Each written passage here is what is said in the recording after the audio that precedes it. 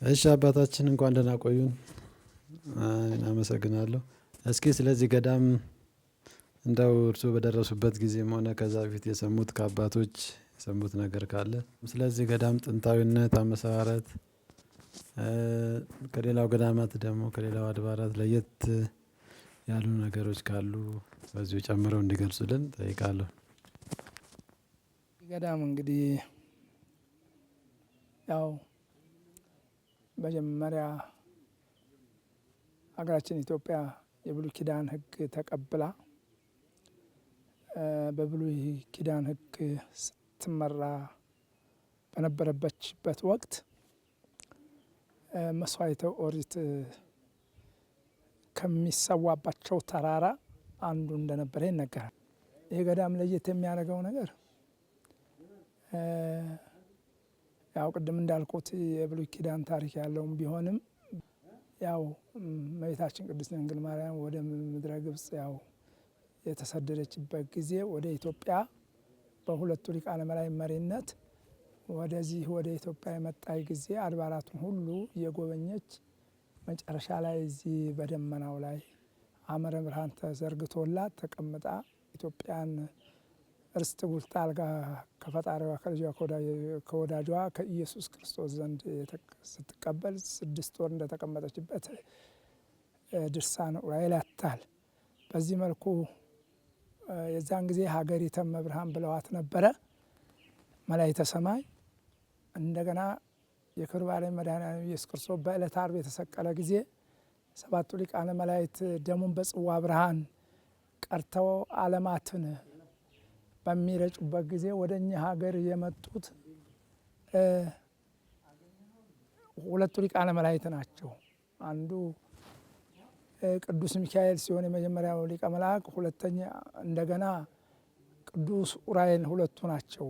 የጌታ ኢየሱስ ክርስቶስን ክቡር ደም አምጥተው ወደ ኢትዮጵያ ሲያደርሱ መጨረሻ ላይ ደመ መለኮቱን እዚህ ተራ ላይ ነው ቅዱስ ዑራኤል የዘቀዘቀው የጨለጠው። ስለዚህ ያን ጊዜ ደብረ ወገግ ብለው ሰይመዋታል መላእክቱ ቅዱስ ሚካኤልና ቅዱስ ዑራኤል። ከዛ ጀምሮ ይሄ ቦታ ለየት የሚያደርገው ሰማያዊ ብርሃን አለው በደመ መለኮት ስለተቀደሰ ማለት ነው። ይህ በእንዲህ እንዳለ የዛኑ ጊዜ ሊቀ መላእክት ቅዱስ ሚካኤል ቅዱስ ዑራኤልን የእግዚአብሔር አገልጋይ እዚህ ቦታ ላይ ይወጣል፣ በየሱ ደቀ መዛሙርት ወይም የመንፈስ ልጆቹ እስከ ዕለተ ምጽአት እዚህ ሉል እግዚአብሔርን ሲያመሰግኑበት ይኖራሉ ብለው ሁለቱ ባርከዋት ጌታ በአጸደ ከስጋ ጋርም አለ ከነፍስም ጋር በተዋህዶ አለ። የዛን ጊዜ አብረው መላእክት ሊቃነ መላእክት ተከትለውት እንሂድ ብለው ከዚህ ሲሄዱ ከዛን ጀምሮ ያ ብርሃን እዚህ ቦታ ላይ አለ። በዚህ መልኩ ያው እንደ መላእክት ትንቢት የጻድቁ የአቡነ ሳሙኤል ጊዜው ደርሶ ከሁለት ደጋጎች ከቀሲስ እንድርያስና ከቅድስት አርሶንያ በብጽዓት በስለት ተወልደው በቤተ ተክለ ሃይማኖት የተወለዱትም በሳቸው ብስራት ነው። በዚህ በስጋ ቀሲስ እንድርያስ ለጸጋ ዘአብ ዘመድ ናቸው። እንደገና በዚህ በእናታቸውም በእግዚአብሔር በኩል ዘመዳቸው ያክስት ልጅ ናቸው። በዚሁ መልኩ ጻድቁ አቡነ ሳሙኤል ከተክለ ሃይማኖት 12ቱ ንቡራን እድ አንዱ ከሳቸው ደቀ መዛሙርት አንዱ ናቸው። የተወለዱትም በሳቸው ብስራት ነው። ያደጉትም በቤተ ተክለ ሃይማኖት ነው። የቅድስት ቤተ ክርስቲያንን ትምህርት አጠናቀው ያወቁት በቤተ ተክለ ሃይማኖት ነው። በዚህ መልኩ ጻድቁ አቡነ ሳሙኤል አካለ መጠን ሲያደርሱ አባታችን አቡነ ተክለ ሃይማኖት እንደኔም እንደ መንፈሳዊ አባት ትሆናለህ ወይን እንደ ወላጅ አባት ትሆናለህ ሲሏቸው በዛ የነበሩት ደቀ መዛሙርት በሙሉ እንደኛ የምንኩስና ቀንበር ሊቀበል ያስፈልገዋል፣ የጸጋ እግዚአብሔር ያደረብን ነው በማለት ይደሉ አሉ። በዚህ መልኩ አባታችን አቡነ ተክለ ሃይማኖት ቅዱስ አቡነ ሳሙኤልን አመንኩሰው ከደቀ መዛሙርቶቹ ጋር 12ቱ ንቡራን እድ ሲያከፋፍሉ አይጉረ ስብከት ሲያከፋፍሉ ለጻድቁ ለአቡነ ተክለ ሳሙኤል የደረሳቸው ይሄ ምስራቁ ክፍል ነው። ስለዚህ ጻድቁ አቡነ ሳሙኤል ሲመጡ ቅድም እንዳልኩት ሁሉ ይሄ ቦታ ቀድሞ በደመ መለኮት የተቀደሰ ስለሆነ ቅዱሳን አይደለም ከሀገር ከኢትዮጵያ ውስጥ ከውጭ የተዋሕዶ ሃይማኖት ያላቸው ከግብፅ ከሌሎቹ አህጉራት ሁሉ እዚህ የመጡ ይኖሩ ነበረ እና ጻድቁ አቡነ ሳሙኤል ሲመጡ በእንግድነት ተቀበሏቸው እና ለአንተ ነው የተፈቀደው ይሄ ትምህርተ ወንጌሉን በመላ የሐረርጌ ምድር አዳርሰህ ምርሃማተ ጣዖትን አጥፍተህ የእግዚአብሔር ቅዱስ ስሙን እንድትመሰክር እግዚአብሔር የፈቀደልህ ለአንተ ነው ትምህርተ ወንጌሉን እንድታዳርስ ብለው ነገሯቸው። ያው እነሱ በጸሎት ይራዱላቸው ነበረ። በዚህ አካባቢ አምልኮ ጣዖት የተለያየ ልዩ ስሙ ደስክ የሚባል ልብሰ ሥጋ አጋንንት ነበረ። ግማሾቹም ዛፍ ላይ ያደረ፣ ግማሾቹም በተለያየ መልኩ በጨሌው በቆሌው ያስመልካቸውና ይገዛቸው ነበረ። ቅዱስ አቡነ ሳሙኤል ከእግዚአብሔር በተሰጣቸው ጸጋ ከዚህ ነው እንግዲህ በትምህርተ ወንጌል አልጫ የሆነውን ዓለም ያጣፈጡትና ይህን እስከ መቃዲሾ ድረስ ዛሬ መቃዲሾ ተብሎ የሚጠራው ቀድሞ እሳቸው ታቦተ ማርያምን ተክለው መቅደሰ ማርያም ያሉትን ነው መቃዲሾ ያሉ ለውጠው ዛሬ አሕዛቦቹ እና በዚህ መልኩ አቡነ ሳሙኤል በጎንደርም በጎጃምም ደንቢያ በተባለ ቦታ ላይ አስተምረዋል። እንደ ነቢያት ትንቢት ተናግረዋል። እንደ ሐዋርያት ወንጌለ መንግስቱን ዞረው አስተምረዋል። እንደ ሰማዕታት ደስካት ከሚባሉ አጋንንት በድንጋይ እየተደበደቡ ወደ ኋላ ሳይሉ ወደፊት ዕርፈ መስቀሉን ይዘው በመገስገዝ ያልጫ የሆነውን ዓለም አጣፍጠዋል ነው። በዚህ መልኩ ብፁዕ ቅዱስ አቡነ ሳሙኤል መልካም ተጋድሏቸውን ቃል ኪዳን ተቀብለው በኦጋዴን ልዩ ስሟ ደብረ ጽዮን በምትባል እዛ ላይ መልካም ረፍትን በቃል ኪዳን አርፈው አጽመ ቅዱሳን ባለበት በደብረ ወገግ እንዲሆን አዝዣለሁ። በመጀመሪያ እላኩ ቦታ ላይ ቅዱሳኖቹ በተሰበሰቡበት ላይ በዛ መታሰቢያ እንዲሆን ታምራቴ እስከ ህልቀተ ዓለም እኔ ዳግም ለኃጥአን ልፈርድባቸው ለጻድቃን ልፈርድላቸው እስከምመጣ ድረስ በዛ ይሁን ብሎ መድኃኒነ ክርስቶስ በአምላካዊ ቃሉ ነገራቸው። በመጀመሪያ አጥምቀው ሰምረ ክርስቶስ ያሉት እንደ ቀድሞ አነጋገር አገረ ገዢ እንዳሁኑ ደግሞ የክፍለ ሀገር አስተዳደር የነበረው ሰምረ ክርስቶስን ስጋዬን አጽሜን ወስደ ደብረ ወገግ እንድትቀብር ብለው በሰማይ በምድር የጸና ቃል ኪዳን አስገብተውት ነበረ። መሐላውን እና ያው ቃል ኪዳኑን አስቦ በአረፉ በስድስተኛው ወር አሰባስቦ ሰራዊቱን ይዟቸው ወደዚህ ሲመጣ ነው የእሳቸውና የደቀ መዛሙርቶቻቸው ወይንም የቀሲስ እንድርያስ አባታቸውን እሳቸው በአምደ ጽዮን እጅ በንጉሥ አምደ ጽዮን አማካኝነት ነው ሰማዕትነት ተቀብለው በሰማዕትነት ነበር ያረፉት። ልጅየው ሳሙኤል አምጥተው እዛ ደብረ ጽዮን ቀብረዋቸው ነበር።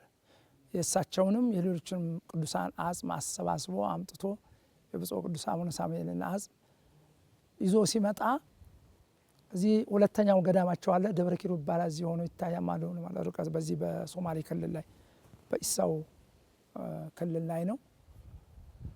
አርባዕቱ እንስሳን ተክለው ነው ደብረ ኪሩብ ያሉት።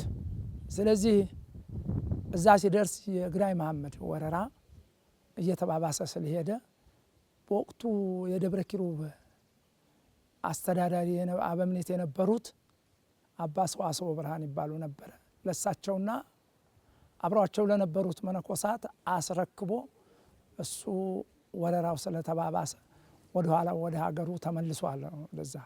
ስለዚህ የመከራው የፈተናው ጊዜ እስከሚያልፍ የብፁዕ ቅዱስ አቡነ ሳሙኤልና የደቀ መዛሙርቶቻቸውን አጽም በዋሻ ውስጥ እና አባ ሰዋስወ ብርሃን ደብቀው አኑረው የፈተናው የመከራው ጊዜ ሲያልፍ ልክ በግንቦት 27 ያን እሱ ያፈለሰበትን ቀን ተጠቅመው አምጥተው እዚህ ደብረ ወገግ ቀብረውታል። እዚህ ያው በታችኛው ቤተ ክርስቲያን ያው ስዕል ቤት ተሰርቶበት አለ። ከብዙ ዘመናት በኋላ በዚህ በ60 ከምናምን ውስጥ በ65 6 አካባቢ ላይ ያው በዚህ የሳሙኤልን ቤተክርስቲያን እያጠኑ በነበሩት በባህታዊ አባ መዘምር አፈወርቅ አማካኝነት ጉሳን ቅዱሳን አዘው እዛ ቦታ ላይ ስዕል ቤት እንዲሰራበት የብፁዕ ቅዱስ አቡነ ሳሙኤል አጽም ያረፈበት ስለሆነ ያው ቤተክርስቲያኑ ተሰርቶ አሁን አገልግሎት ላይ ነው ያለው። እዛ ቦታ ላይ እንግዲህ አሁን ለመመስከር እስካሁን ድረስ ወደፊትም ነው በማያቋርጥ ሁኔታ ታምራቱ ይሄ ነው። ያ ቅድም የነገርኩ ብርሃን አለ ይታያል። ቅዱሳኖቹ ውስጡ ሲያበሩ እንደ ከዋክብት ሲያገለግሉ ሲያጥኑ መዓዛ ዕጣኑ ይሸታል፣ ብርሃኑ ይታያል ማለት ነው። አንዱ ለቦታው የተሰጠው ብርሃን ያ ቅድም ደብረ ወገግ ያሰኘው ማለት ነው። ሲጨልጠው መልአኩ ደመ መለኮቱ ወገግ ሲል ከቀኑ 10 ሰዓት ነበረ። የክብር ባለቤት መድኃኒዓለም ክርስቶስ ስለተሰቀለ ዓለም በጨለማ ተይዞ ይርመሰመስ ይድበሰበስ ነበረ። ስለዚህ ወገግ አለ። ወመንተዝ ሰማይ ወመላእክተ ሰማይ ደብረ ወገግ። ስለዚህ መላእክተ ሰማይ ደብረ ወገግ አሏት። ደብረ ወገግ በቁሙ አማርኛውን ግዙን የያዘ ነው። ወገግ አላሉና ደብረ ወገግ አሏት። አዎ በዚህ ስትጠራ ትኖራለች ማለት ነው። እና ለየት የሚያደርገው እንግዲህ አንዱ ለቦታው የተሰጠው ሰማያዊ ብርሃን ነው። ሁለተኛ ሁሉም ቦታ ሁሉም ገዳማት ቅዱሳን የሌሉበት የለም። ግን ይሄ ለየት ያለ ገለል ያለ ቦታ ስለሆነ አይደለም ቅድም እንዳልኩት ከኢትዮጵያ ከውጭ ከአርመን ከግብጽ ከተለያዩ የተዋህዶ ቤተክርስቲያን ተዋህዶ ሃይማኖት ካላቸው እየታዘዙ በእግዚአብሔር በመላእክት እየታዘዙ እዚህ የመጡ የተቀመጡ 800 900 ዓመት የሆናቸው ቅዱሳን አሉ። በዚህ በቦታ ላይ ጉሉ የሆነ የተሰወረ 12 ዋሻ እንዳለ ይነገራል። በ34 ዓመተ ምህረት ከማህበረ ቅዱሳን በእግዚአብሔር ፈቃድ በመላእክት ታዘው 1000 ቅዱሳን መጥተው እዚህ ገብተዋል። እንደገና በዚሁ ዓመተ ምህረት ከዋልድባ 500 ጉሳን ቅዱሳን መጥተው ወደዚህ ገብተዋል። እንዴት ቢባል ያው ይሄ አምላክ ስራ ነው። በምን መጡ ለምን መጡ ተብሎ ሊነገር ሊመረመር አይቻልም። እግዚአብሔር ወደ አዘዘበት አንድ ሰው ክፍሉ ወደነበት እንዲኖር አምላክ ያዛል። ስለዚህ እኒ ቅዱሳን ያም ትልልቅ ቦታ ነው፣ ግን አምላክ ወደዚህ ቦታ እንዲኖር ስለፈቀደ ከሁለቱ ገዳማት ተከፍለው እዚህ መጥተው ይኖራሉ ማለት ነው። እግዚአብሔር እንደሰጠው ሁሉም በ800 በ700 በ500 በ900 እድሜ ውስጥ ያሉ ክልል ውስጥ ያሉ አሉ። ታላቁን ጻድቅ አቡነ ሳሙኤልን በእንግድነት የተቀበሉ ቅዱሳን አባቶች አሁን አሉ። ሲመጡ እሳቸው መንግድነት ተቀበለው ያስተናገዷቸው በቅሊስ ጎጆ ውስጥ የተቀበሏቸው እነ ቅዱስ ሚካኤልና ቅዱስ ገብርኤል በጋድ የሚያነጋግሯቸው ቅዱሳን ተሰውረው ይኖራሉ ማለት ነው። ስለዚህ ይህ ቦታ በተለያየ ተአምራት ነው እንግዲህ እስካሁን ተጠብቆ የሚኖረው። በ1969 ዚያድ ባሬ የተባለው የሶማሌ መሪ ያው በትምህርቱ ጊዜ እዚህ ኢትዮጵያ መጥቶ መውጫ መግቧን የተወሰነውን የዚህ ያረርን ምድር ያቀው ነበረ፣ የምስራቁን ክፍል። ስለዚህ እሱ ፕሬዝዳንት ሳለ ያው በ69 መንግስት ተለውጧልና ዛሬ ወራለሁን ከአዋሽ በታች ወደ እኔ ያስገባለሁ ይዛለሁ ብሎ ሰርጎ ገብ አሰማርቶ የምስራቁን ክፍል ማውለዱን ታውቃላችሁ፣ የአደባባይ ምስጢር ነው። ሆኖም የዛን ጊዜ ይህንን በአጠቃላይ ይህ ሜዳውን ወሮ ከዚህ ከሜሶ ወረዳ ከከተማው አንስቶ እስከዚህ ኮራ የምትባል ጣቢያ ያለች 90 ሰው ነበር የገደለው፣ ድንገት ተገልብጦ ማለት። ሌላውንማ በዚህ በጅጅጋ በምናምን ያለውን በጣም ተቆጣጥሮት ነበር እስከ መንጥሮ እስካስወጣው ድረስ። ድንገት ስለሆነ በሰርጎ ገብነት ግልብጥ ያለው እና ይሄ ደግሞ ያው በረሃው ስለሚያመች ቶሎ ገስግሶ ይህን ተራራ ለመያዝ ነበር ያለመው። የዛን ጊዜ የተጠቀሙ ትልቆች አባቶች ነበሩ። አትደንግጡ፣ አይዟችሁ፣ ገዳሙን ምንም የሚነካው የለም፣ አሕዛብ አይረግጣትም ብለው ማህበሩን አጽናኑ፣ መልእክት ላኩ። ትልቆች ጉሳን አባቶች ጸሎት ያዙ። አትደንግጡ፣ ቤተ ክርስቲያኑም ከማገልገል ወደ ኋላ አትበሉ፣ በብዛት ለጸሎቱ ተሰለፉ። አሕዛብ እዚህ ቦታ ገብቶ እንኳን የሰውን ሊያጠፋ አይረግጣትም ጭርሱም ተብለናል ብለው አስተላለፉ። እውነትም እንዳሉት ከዚህ በኋላ ያነጣጠረው ቅድም እንዳልኳችሁ ይህን ቦታ ለመያዝ እና እንዲህ ወደ ምዕራብ አዋሽን በከባድ መሳሪያ ሊመታ፣ ወደዚህ ደግሞ አስበተፈሪን ድሬዳዋን ግራ ቀኝ ሊመታ ነበረ በርቀት በሚሄድ መሳሪያ። እግዚአብሔር አልፈቀደም። የቅዱሳን አምላክ እዚህ አላስረገጣቸውም። በመጀመሪያ ሲመጡ በአንበሳ ሰላዮቹን ሲመጡ መንገድ ጠራጊዎችን በአንበሳ አንዱን ሲገነጥለው ሸሽተው ሌሎቹ የተንኮታኮቱ ግማሾቹ ገደል እየገቡ ሄዱ፣ ተመለሱ። በሁለተኛ ሲመጡ ደግሞ ዘንዶ፣ ትልቅ ዘንዶ በዚህ በምስራቁ ነው። በዚህ በምስራቁ ነው ትልቁ በር ይሄ ነው እንግዲህ ለወንበዴ የሚያስፈራው። ሲመጡ አሁንም ዘንዶ ተጋድሞ መንገዱ ላይ አላሳልፍ አላቸው። ቢተኩስም ሊመቱ ሲቅመዘመዝባቸው ሸሽተው እየተንኮታኮቱ ግማሹ መሳሪያውን እየጣለ ግማሹ እየገደል እየገባ ተመለሱ። በዚህ ተስፋ ቆርጦ ሳለ ቆይቶ ደግሞ ይሄ በእነሱ የሚሉት እንግዲህ በድግምት በምናምን በመተት በምናምን እንደዛ ያው ያ አረመኔዎቹ አስተሳሰብ ነው። እንደዛ ነገር ነው እንጂ ኃይለ እግዚአብሔር ነው ብለው አያምኑበትም። አሁን ይህ በእንዲህ እንዳለ 60 ምልምል ወታደሮች የጦር ታክቲክ በጥሩ ሁኔታ የተማሉ አድርገው መንገድ መሪዎች ይዘው ሲመጡ ገዳሙን ልክ እነሱ ወደ ጋራው ጥግ ላይ ሲደርሱ ገዳሙን እንደ ጭጋግ አመጣና ሸፈነው። በዛ ውስጥ ብን ብን የምትል ካፌ አመጣ። ከዚያ በኋላ ተራራው ላይ ትልቅ ረዥም የሚያስፈሩ አባት አሉ። ካሉ እኛ አቡነ ሳሙኤል ብለን የምንገምተው እሳቸው እንደሆኑ ነው የምንገምተው። ከነኚህ ከቅዱሳኖች ውስጥም ያው የአቡነ ሳሙኤል ጓደኞች አሉ። አንዳቸውንም ሊያደርጉ ሊሆኑ ይችላሉ። እንዲያዘው መስቀል ትልቅ ነው ይላሉ።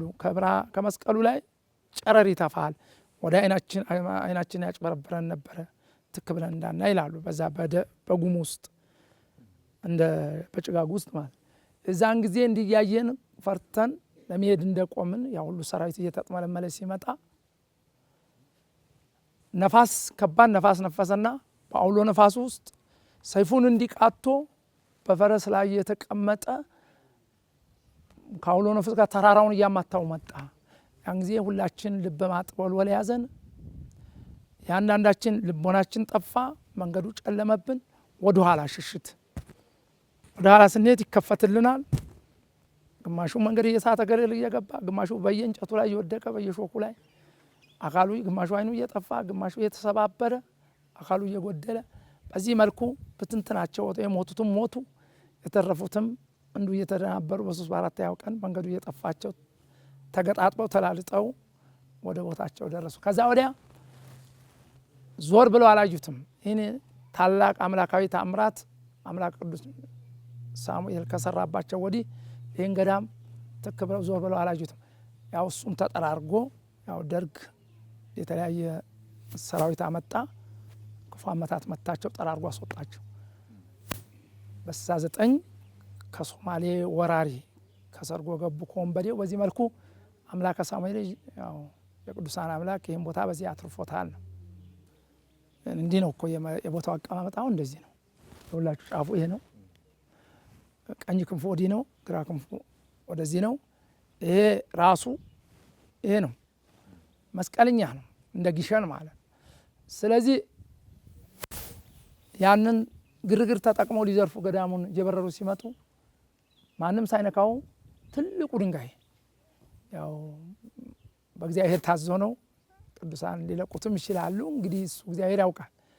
ዞሮ ዞሮ ብቻ እየተንጓጓ በጣም ከመጠን በላይ እንደ ቦምብ ጮሆ ከትልቁ ጋራ ሲወርድ ነፍጠኛ መጣብን፣ በቃ ወታደር ቦምብ ወረወረብን ሊፈጀን ነው ብለው ተጥመልምለው ከዛ ድንጋዩ ሲጮህ ተራራው ላይ ወርዶ ተጥመልምለው ወደ ቦታቸው ተመለሱ። በዚህ መልኩ በዘመነ ደርግ በዚህ መልኩ ገዳሟን ጌታ እግዚአብሔር እንደ አምላክነቱ ሰውሯታል። በዚህ መልኩ በአንበሳ 2 ጊዜ ገዳሙን አትርፏል ነው እና ይሄ ቦታ የቅዱሳን ከተማ ነው። የቅዱሳን ምድራውያን ቅዱሳን መሰብሰቢያ ነው። እኛ እንድንጠብቀው እኛ ባንኖር አሁን እናንተ ማትመጡ ሌላውም አይመጣ። ስለዚህ ይሄ በሰማያዊ መላእክት ሰራዊተ መላእክት የሚጠበቅ ቦታ ነው። እስካሁን እግዚአብሔር በአምላክነቱ ኃይል በተለያየ መልኩ አዛብ ሲባል በጠቅላላ ለዚህ ቦታ አይተኛ ጊዜና ሰዓት ነው የሚጠብቀው። ወደፊቱን እግዚአብሔር ያውቃል። እስካሁን ግን በተለያየ መልኩ በተአምራት እግዚአብሔር ጠብቋት እስከዚህ ያደርሶናል ነው። እንግዲህ እዚህ ቦታ ላይ ያው ቃል ኪዳኑ ለአባታችን ለአቡነ ሳሙኤል የሰጣቸው ጌታ እግዚአብሔር በቦታ ላይ የሚያገለግል በቃል ኪዳን ተማምቶ ከሩቅም ከቅርብም መጥቶ መጽሐፈ ገድልህን የሰማ ታሪክ ዜና ገድልህን የሰማ በስም በጎ ነገር ያደረገ ነው። ለተራበ ያበላ፣ ለተጠማ ያጠጣ፣ ለታረዘ ያለበሰ በቦታ ላይ መጥቶ ስለት በጸአት ያደረገ የተማጸነ ሁሉ የጸሎት አምላከ ሳሙኤል ከእንዲህ ያለ መከራ እርዳኝ ከፈተናው አውጣኝ ብሎ የተማጸነ ሁሉ እኔ ደርስለታለሁ፣ ፈጥኜ ደርስለታለሁ። በቦታ ላይ መልካም ነገር ያደረገውን ሁሉ አንተ ገባበት ውሳጤ ምንጦላይት አስገባዋለሁ ብሎ ጌታ በማይታበል ቃሉ ለብፁዕ ቅዱስ አቡነ ሳሙኤል ቃል ኪዳን ሰጥቷቸዋል። እዚህ ቦታ ላይ መጥተው ብዙዎች ከተለያየ በሽታ ከባድ ከሆኑ ቀሳፊ ከሆኑ በሽታዎች ድነዋል። እንዳውም እንደ ሌላ ቦታ እንኳን እንደዚህ ስመጥር እንደሆኑት በጸበል ማለት ነው ጎላ ያለ ጸበል የለም። ትንሽ በሳሙኤል ስም አሁን በዚህ ክረምቱ ጎልታ ወጣ ትላለች፣ በበጋ ደግሞ ትሰርጋለች። ውሃው አለ እንዳለ ቅዱሳን አባቶች ይናገራሉ። ግን እግዚአብሔር ባወቀ በኪነ ጥበቡ ውሃውን የገታውና እንትን ያለው 2 ነገሮች ነው ናቸው የሚሉት አባቶች። አንደኛ አሕዛቦቹ ውሃው ቢኖር በዚህ አካባቢ የውሃ እጥረት ስላለ በረሃ ስለሆነ አያስቀምጥም። እዚህ ፈተናቸው የበዛ ነው የሚሆነው ለውሃው ሲሉ ማለት እነሱ አርብቶ አደሮች ስለሆኑ። እንደገና እዚህ ቦታ ላይ ምናምኑን እንደዚህ ሽንኩርቱም ሆነ ምኑ ሻጥ ቢደረግ ይለመልማል። ስለዚህ ያም ደግሞ ለአባቶች ከመጠን በላይ ጥሩን ሌላ መልክ እንዳያሳይ የገዳም ሁሉና እንዳይናጋ እግዚአብሔር እንደዚህ እንደናንተ ባለው ላይ ያደረ ገዳሙን ይጠብቃል። አባቶች እንዳይራቡ ገዳሙ በረሃ በችግር እንዳይፈታ እስካሁን በተለያየ መልኩ የቅዱሳን አምላክ እያደረ ያመጣል። እዚህ ቦታ ላይ ግን ሊሰራ የሚገባ ወሰን ያላለፈ ነገሮች ይኖራሉ እና ከመጠን በላይ ውሃ መስኖ ቢኖር ምን ቢኖር ቦታው መልኩን ይለቃል ማለት ነው። ይህ እንዳይሆን ነው የሚሉት አባቶች። በ2 ነገሮች ነው ውሃው እንዲሰወር ያደረገው። አንደኛ በአሕዛቦቹ፣ ሁለተኛም በዚህ መልኩ ቦታው መልኩን እንዳይለቅ ተክል መትከል ሌላ እንደው ጥቅማ ጥቅም ማብዛት እንዳይሆኖር ከመጠን በላይ ነው። በዚህ ነው ይባላል። ውሃውን ለምሳሌ እንደ ዘንድሮና እንደ 47 በ77 እንኳን እንደዚያ ድርቁ በበዛና ረሃብ በሀገሪቷ ላይ በነበረበት ጊዜ ያው እዚህም ትንሽ ትንሽ ነበረ። አሁን ወዳልኳችሁ ወደዚህ አዲሷ የሚባለው አለ። ከዛ የሄድን እኛ እየቀዳን ለሽማግሌዎቹ እናመጣ ነበረ። የዘንድሮ ግን ሙጥጥ ብሎ አለቀ። ይገርማችኋል። ያው ከዚህ ላይ ወርዶ እዛ ውስጥ የሚጠራቀም ነው። እቺ የማይ ውሃ በጸበልነት የተቀመጠች ነች። እንደ ልባት ቀዳ እቺ እንኳን አለቀች ነበር ተከብራ የምትኖር። ከገዳማውያኑ አቅም በላይ ሆነ። ድርቁ ሰፋ፣ አዝመራው ሁሉ ጠፋ። እግዚአብሔር ግን በቃ አሁን ቅድም እንዳልኩት እንደናንተ እግዚአብሔር ያደረባቸው ያው ይሄን አጥር የሚያጥሩ ልጆች ሌሎችም ገዳሙን ባለው አቅም በመኪና እያስመጣ ያው እስካሁን ደረሰ። እግዚአብሔር ደግሞ ዝናሙንም ከሚያዝያ 7 አንስቶ ስላሴ በዕለተ ቀናቸው ጀመሩት። ያው ለሳቸው ቀንም ባይወሰንላቸው ሁል ጊዜ ስላሴ ቢሆኑም ያው ለኛ እንድንረዳ ወር 7 የስላሴ በዓል እንላለን። ስላሴ ሰዓትና ቀን ደቂቃ ሰኮንድ አይቆጠርላቸው ሁል ጊዜ ስላሴ ቢሆንም ልክ ሚያዝያ 7 በወራዊ በዓላቸው አመጡ። ከዛ ጀምሮ ያው ኩሬው ምኑም የቢርካው ሮቶ ምናምን ሞልቶ ያው እዚህ ደርሰናል። ዛሬም እናንተን እግዚአብሔር እንግዲህ በተለያየ መልኩ እዚህ አመጣ። ይህን ያደረገልን እግዚአብሔር የተመሰገነ ይሁን። እንግዲህ ታምራቱ ይህን ይመስላል። ከልዩ ልዩ ፈተና የተረፈው በኃይለ እግዚአብሔር ነው እስካሁን ተጠብቆ የሚኖረው። በአንበሳው በዘንዶ በተለያየ መልኩ እንደዚህ ነው። የአጸዱ ደግሞ ይሄ የምታዩት አጸድ ግዙፍ የሆነ በጣም ጥቅጥቅ ያለ ደን ነበረ። ወደፊትን ደግሞ እግዚአብሔር ያውቃል። ይሄ ነው የምትጠይቁኝ ካለ መልሳል።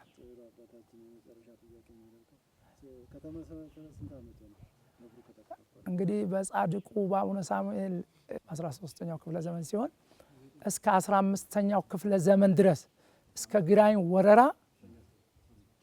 አገልግሎት ሰጥቷል። ልክ በ15ኛው ክፍለ ዘመን ደግሞ የግራኝ ወረራ በሀገራችን ሲነሳ ካጠፋቸው አበይት ገዳማቱ አንዱ ታላቁ አሰቦት ደብረ ገዳም ነው። ከኢትዮጵያ ገዳማት ግራኝ ካጠፋቸው ማለት እዚህ የመድኃኔዓለም ቤተክርስቲያን ታቦተ መስቀል ጻድቁ አቡነ ሳሙኤል በታቦተ መስቀል ስም የተከሉት አለ። አሁን ካቡ ምን ሁሉ አለ። ሰዓት ታገኘን ወይ ነገ ጠዋት እንግዲህ አሁን እንኳን እየመሸ ነው መሰለኝ። ጠዋት አንድ አፍታ ታውዛና ትመጣለች። እሱ ነው በቃ በሚታየው በግሉ በቅርብ ለመቅረስ የሚቻለው እሱ ነው። ካቡ ምናምን ሁሉ ይታያል። ምልክቱ ቤተክርስቲያን ተከለበት እሱ ነው ያጠፋው፣ ግራኝ ነው ያጠፋው። እና ልክ አሁን በስውር መድኃኔዓለም ክርስቶስ ቤተክርስቲያን አለ። እዛ ከበሮ ይጮሃል፣ ይሰማል። ከበሮ ሲጮህ ብርሃን ይታይበታል። ቅዱሳን ሲተላለፉበት ይታያል። ያው እንግዲህ ሁሉ ሰው አያየውም። እግዚአብሔር ፈቀደ። ከገዳማውያንም አንዳንድ እግዚአብሔር ፈቀደላቸው እንጂ ገዳማዊ ስለሆነ ሁሉም አያይም ወይም ሊያውቅም አይችልም። እግዚአብሔር ጸጋውን የከፈላቸው ቅድም እንዳልኳችሁ ነበሩ። እዚህ ቤት ውስጥ እዚህ ሁለት ቤት ውስጥ 50 ዓመት የተጋደሉ ከመንፈሳዊ አባታቸው ጋር ከሌሎች ጋር ግንኙነት ያላቸው ይህን ያለንበት ዘመን ሲናገሩ የነበሩ ትልቆች አባቶች ነበሩ። እንደገና ነገም ታውታላችሁ የጻድቁ አቡነ ሳሙኤል ቤተክርስቲያን 35 ዓመት ያጠኑ የኛ መምህር አባት አስተማሪያችን ባህታዊ አባ መዘምር አፈወርቅ የቤተክርስቲያን ትምህርት አጠናውቀው ያወቁ ምሁር ነበሩ እና በተባይተው ነው የሚኖሩት። እነሱን የመሰለ አባቶችን ያለንበት ጊዜ ሁሉ ሲናገሩ ነበረ እና በዚህ መልኩ ነው እንግዲህ ከዛ እስከ 1928 የኢጣሊያ ወራሪ ሀገራችን እስከገባ ድረስ መንፈሳዊ አገልግሎቱን ሲያካሂድ ቆይተዋል። እንግዲህ በኋላ እንዳልኳችሁ ስፋቱን ማዩና ይሄ የወንድ ገዳም እንዲሆን የቅድስት ስላሴ ቤተክርስቲያን እዚህ እንዲመሰረት ለወንዶ የመነኮሳ አባቶች ጸሎት የወንድና የሴት ገዳም እንዲለይ እዛ ጋር ታችኛው ደግሞ ያጥበት ስላለው የጻድቁ አቡነ ሳሙኤል እዛው ተመሰረተበት እንዲሆንና የሴቱ ገዳም እንዲሆን ተማክረው አባቶች ወሰኑ። አለቃ ገብረመድኅን ከነበሩት አበው መነኮሳት ጋር ተማክረው በዚህ ወሰኑና ስራ አሰሩለት እና ለንጉሱም ለጃንሆይም ነገሯቸው። ተወገዘ። ያው ሴቶች ከዚያ ከአፋፉና ይመስቀል ባላለ በትይዩ ይተከል ከዛ በላይ እናቶች እንዳይወጡ ይሄ የወንዶች ገዳም ብቻ እንዲሆን ያ ደግሞ የሴቶች ገዳም እንዲሆንና በአንድ እንዲተዳደር አገልግሎቱም በአንድ እንዲሆን ያው በዚህ መልኩ ተደረገ። በኋላ ያው በ28 ዓመተ ምህረት ደግሞ ድንገት መጣና ኢጣሊያ ወረረው። መነኮሳቶቹን ግማሾቹን አስሮ ወደ መቃዲሾ ወሰዳቸው። ግማሾቹን ደግሞ ወደ ደብረ ሊባኖስ ተበታተኑ። ታቦተ ሕጉን ይዘው ወደ ደብረ ሊባኖስ ሸሹ ሌሎቹ አባቶች።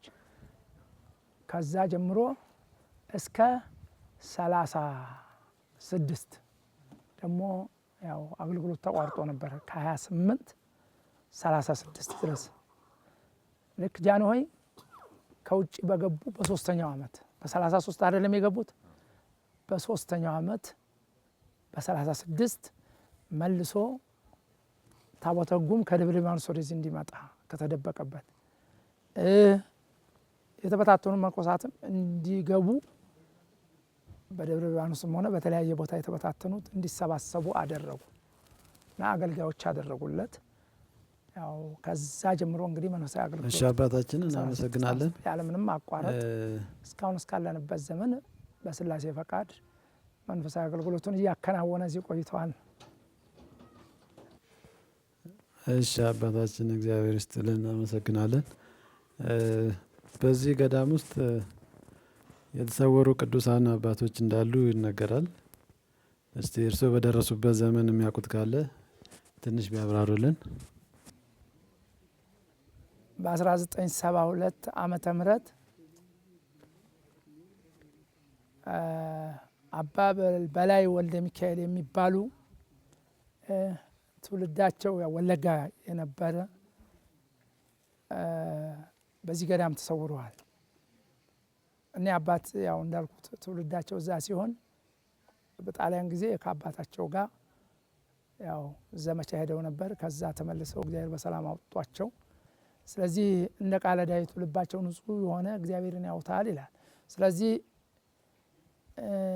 አባ በላይ እንግዲህ ምን አገጠማቸው? እግዚአብሔር ጸጋውን አሳድሮባቸው የእመቤታችን ቤተክርስቲያን ያለው እዚህ እሶ ማርያም ሰዓሊተ ምሕረት ወይ ብላ ማርያም ትባላለች። በጣም ስለትሰማለች፣ የሰው ልመና ትቀበላለች። ስለዚህ እመቤታችን ነው ከዕለታት በአንደኛው ቀን እዛ እሱ ሰጣቸው ክፍል ውስጥ ካዝነው አለበት። ቁልፋቸውን እያያዙ ሌሎች ይሰርቁኛል ያሉ እየፈሩ አደራ አጥብቀው እዛ የሚተኙበት እግዚአብሔር ጸሎታቸውን ሰምቶ እመቤታችንን ላከላቸው። የ14 ዓመት ወጣት ትመስላለች፣ ፊቷ እንደ ፀሐይ ያበራል አሉ። መታ አንተ እዚህ የአንተ መኖሪያ አይደለም፣ እዚህ ቤት ከመኖር ወጥተህ ንስሐ ገብተህ ቤተ እግዚአብሔር ተቀመጥ። ለአንተ የምትበላው የምትጠጣው እግዚአብሔር ያዝልሃል። ምን በላለሁ ምን ጠጣለሁ ብላ አትዘን፣ ሄደህ ቤተ እግዚአብሔር ቤት ንስሐ ገብተህ ተቀመጥ አለቻቸው። ይህም ብላ ተሰወረችባቸው። ያው በሙሉ አይምሮ በራእይን ያየዋት ደንግጠው ነቅተው ተንቀጥቅጠው ወደ 11 ሰዓት ከምናምን ሲሆን ተነስተው ወደ ቤተክርስቲያን እንዳስለመዱት ሄደው ጸሎታቸውን አድርገው ምን ይሆን እቺ እመቤቴ ትሆን ወይንም ሌላ ይሆን ምን ይሆን ብለው እያደነቁ ለአንዳንድ ሁለቱ ካህናት አሉ፣ አሁን ቀሳውስቶቹ ማለት ነው፣ እዚህ ገዳም ያደጉ የተማሩ ናቸው። ለእነሱ ሲነግሯቸው እንዴ እቺማ እመቤታችን ናት እንጂ ወደ እግዚአብሔር ቤት ንስሐ ገብተህ ተቀመጥ የሚል ወይም ሰይጣን አይደለም ወይ ሌላው አይደለም፣ እቺማ እመቤታችሁ መሆን አለባት በወጣት ሕፃን ሴት ልጅ ካዩዋት ብለው ይሏቸዋል። ለሌሎችም ምእመናን ሲናገሩ ሽማግሌዎቹ ይህኑ ይተረጉሙላቸው። በዚህ መልኩ አባ በላይ የዛ ቤተ ክርስቲያን እያገለገሉ ሲኖሩ የእቅብና ስራ ተሰጥቷቸው ሲያገለግሉ 4 ዓመት እንዳገለገሉ አሁንም ተገልጻ እመቤታችን ሂድ ወደ አሰቦት ደብረ ገገዳ ባታ አባ መዘምር አፈወርቅ ጋር ሄደ መንኩስ አለቻቸው። አሁንም ተገልጣ በዚህ መሰረት መጡ። ባታ አባ መዘምር አፈወርቅም ከእግዚአብሔር የደረሳቸው ምልክት ስላለ አመነኮስ ናቸው። እኔም ሊቀ ዲያቆን ነበርኩ ያን ጊዜ ብርቁና እሰራለሁ፣ ወጣት ዲያቆን ነኝ። አመነኮስ ናቸውና ከ7 ቀን በኋላ ይሂዱ እርሶ እዛ መንፈሳዊ ስራ ስለሆነ የሚሰሩት ከቤተ ክርስቲያን ቅጽር ወዲያ ወጣት ልጅ እግር ሲሆን ነው እንጂ እንግዲህ ለእናንተ ላረጃችሁ ለሽማግሌው ለገባት የሰርኩ ምንም አይደለም፣ ይሂዱ ቅርብ ነው ብለው ፈቀዱላቸው። 40 ቀን ሳይሆን አይወጣም ነበረ ፈቀዱላቸውና ሄደው እዛውንም 2 ዓመት እንዳገለገሉ በጥቅሉ 6 ዓመት ነው እዛ ቦታ ላይ ያገለገሉት። አሁንም ሂድ ወደ ደብረ ወገግ አለቻቸው። ለ3ኛ ጊዜ በሰኔ ወር ተገልጻ ሂድ አሰቦት ገዳም አለቻቸው። ለምን እንደሆነ ትእዛዙን አላወቁትም። መጡ። እዚህ መጥተው ይኸውላችሁ ይኸው ከዚህ ከቤት ጀርባ ይሄ አጥሩ አሁን የያዘው እዚህ ግቢ ውስጥ ማለት ነው። መጋቤ ሐዲስ ጌዲዮን የሚባሉ የገዳሙ መጽሐፍ መምህር ኤርትራዊ ነበሩ።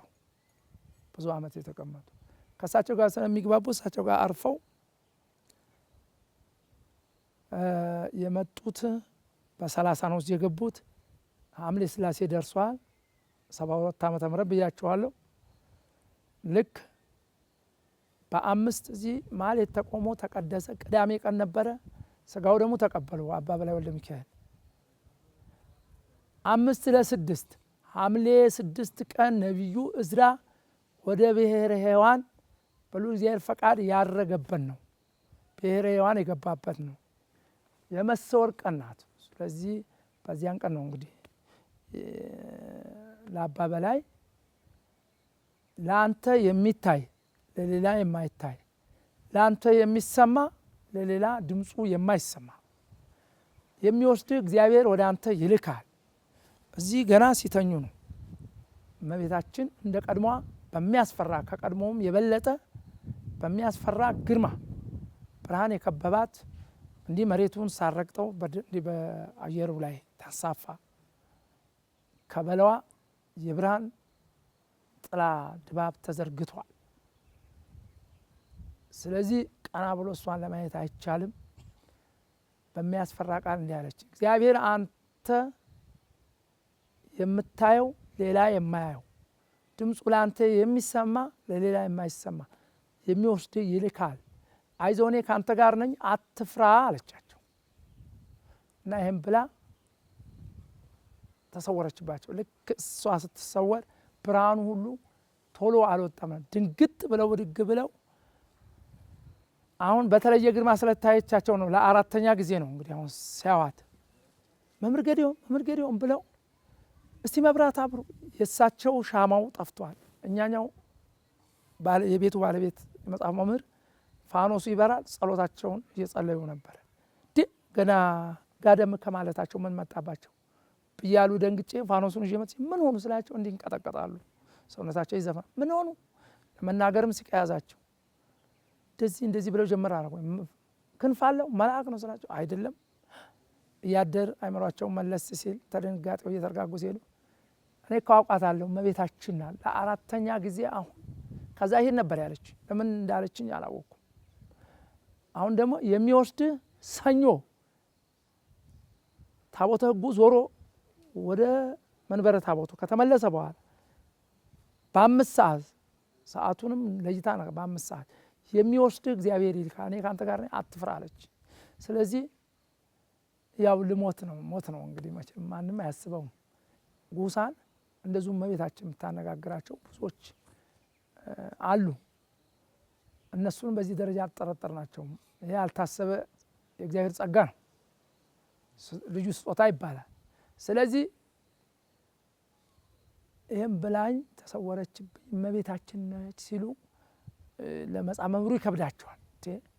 በአካለ ስጋ ሆኖ እመቤታችን ለማየት እንዴት ምን አይነት ጸጋ ነው ይሉና እስቲ ቆይ ሞት ነው እንጂ ትወሰዳለህ የሚለው ሌላ ነገር እንዳልሆነ በልባቸው ይተረጉሙትና አይዞት ሞትም ከሆነ ሞት አይባል እረፍት ነው። ይሄ እኮ የትልቆቹ አባቶች ቅዱሳን እስከንዲህ ያለ ቀን ወስዳለሁ እየተባለ የሚነገረው ነው እኮ የማይገኝ ማንም የማያገኘው ነው። ሞት አይባልም እረፍት ነው። አደንግጦ አይዞ ተርጋጎ ብለው እግዚአብሔር ደግሞ መልእክት ይኖራል ላይሆንም ይችላል እሳቸው ለማጽናናት ነው። መቼም ትሞታለህ አይባልም። አይዞት ከሆነም አያስፈራም ብለው ያጽናኗቸውና እንደተቀመጡ እንደተፋጠጡ ሲደወል ተደወለ። እሁድ ስለሆነ ሌሊቱን ሐምሌ 6 ቀን ማለት ሰዓታት ሊቆም ተደወለ። ኑ ቤተክርስቲያን አድርሱኝ ተመልሼ አልተኛም አሉ ፈሩ።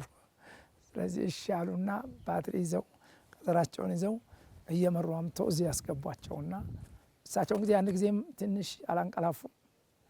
እሳቸውን እዚህ አቁመው አይኔ መዝሙር ሲጀመር 10 ሰዓት ላይ እመጣለሁ ከበሮ ስሰማ ብለው ተመልሰው ወደ ቤታቸው ገብተው አረፍ ይላሉ። መምህር ጌዲዮን እኚህ እዚህ እያለቀሱ ጸሎታቸውን ያደረጉ ወደ በጎ አድርግልኝ ጌታ ሆይ ልትወስደኝም ከሆነ ብዙ ጣርና መከራ እንዳታበዛብኝ እያሉ ያለቅሱባታል ወደ እሷ። እንዲህ ብሎ ያው እሳቸው መጥተው መዝሙሩ ሲጀመር አስቀድሰው ሲያበቁ ይዟቸው ወደ ቤት ገቡ። እኚህን ቅድም ያያችኋቸው ሽማግሌ እዚህ ጋር ተቀምጠው ነው ሽማግሌው ከእሳቸው ጋር ሲነጋገሩ የነበሩት አባ መሀ መኮንን ይባላሉ። አሁን አስተካክለው ለመናገር ሊከብዳቸው ይችላል፣ ግን ዋናውን ይናገራሉ። ያው እኛ እናቃናላቸዋለን፣ ይዘነጋሉ። እንግዲህ አሁን ያው እድሜያቸው ወደ 95 እና 97 አካባቢ ደርሷል የሚሉት አንዳንድ ነገር ይዘነጋሉ። እና እሳቸውን አንተ ቄስ አምሃ ነው የሚሏቸው፣ በቀድሞ አጠራር አንተ ቄስ አምሃ ይሏቸዋል። እንደዚህ ብላኛለች። እዛ ሜእሶ ስለሚታወቁ ሜእሶ ተቀምጧል። እኛ አባ መሀ ብዙ ጊዜ በዛ ስለሚቀራረቡ ነው። እና እንድትጠብቀኝ እንዲህ ብላኛለች ድንግል ማርያም ከእግዚአብሔር ታዛ እንዲህ አይነት ነገር ነግራኛለችና ታቦተ ሕጉ ከገባ በኋላ እስሬ እንዲሆን በወድቅ ታነሳኛለህ፣ በሞት ታጋጥመኛለህ እና ከስሬ እንዳጠፋ በቀጠሮ መሰረት 5 ሰዓት ላይ ነው ያለችኝ። ታቦተ ሕጉ ከቆመበት ቦታ እንዳትነቃነቅ ብላኛለች። ያው በዚሁ መሰረት በቃ አባ መሀ እየጠበቋቸው ማንም ሰው ሙሽልቅ ብሎ ሲሄድ ሁለቱ ብቻ እዚህ ጋር ይቀራሉ። እኛም እዛ ላይ ነበር ቅዳሴ የምንማርበት ከዚህ ካሁን ከገባንበት ቤት ጀርባ የቅዳሴ መምህር ቤት ነው። እዛ ነበር 3 ሰዎች ነበር። አንዱ አባ ህፃን ይባላሉ።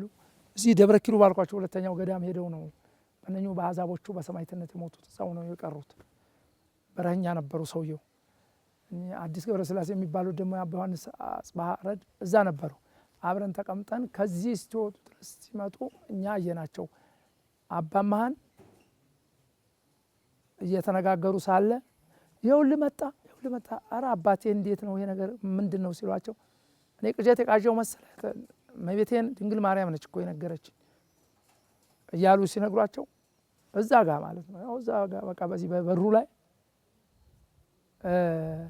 ይኸው ጃኖ የለበሰው መጣ ብለው እንዲህ ተርበተበቱ፣ ደነገጡ። ጥምጥምህን ፍታ አላቸው። በቆባቸው ላይ ይጠመጥሙ ነበር። ተጥምጥም ወደ ቆብ እንጂ በቆብ ላይ አይጠመጠምም። አስፈታቸው። ትንሽ ቆዳ ጫማ ጥቁር ጫማ ያደረጉ ነው። አውጣ አለ። ከነ ካልሲው አስወጣቸው። እሱ ካቦርት አሮጌ ካቦርት ይለብሱ ነበር። ያው የ88 ዓመት ሽማግሌ ሆነው ይበርዳቸው። ያችንም አስወለቃቸው። ኮት ከስር ለብሰው ነበር፣ አስወለቃቸው። ሸሚዙንም አስወለቃቸው ከስር ያለው።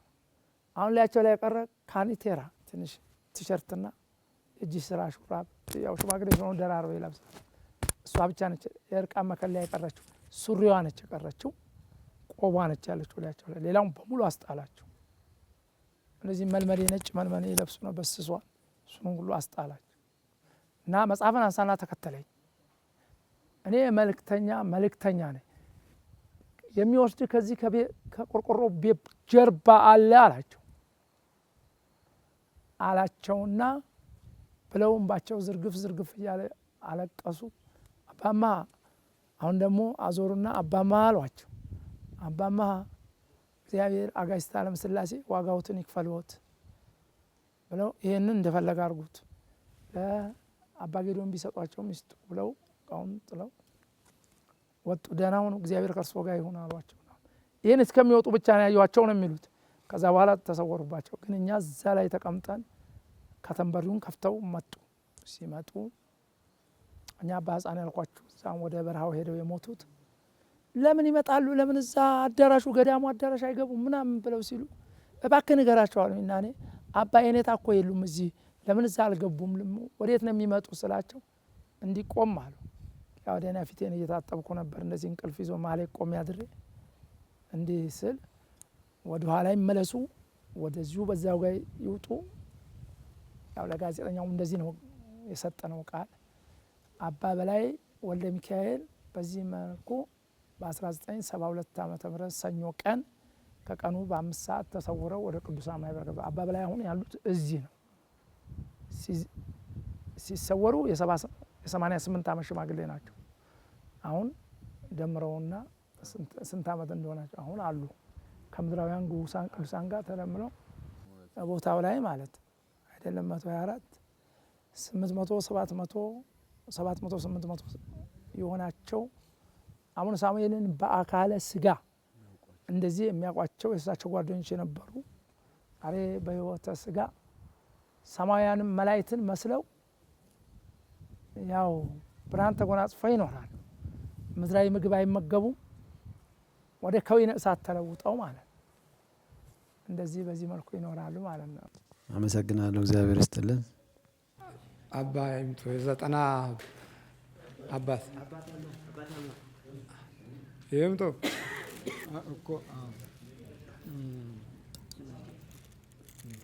ይምጡ አባ ወደ እዚህ ጋር ይሁኑ ማለት ነው።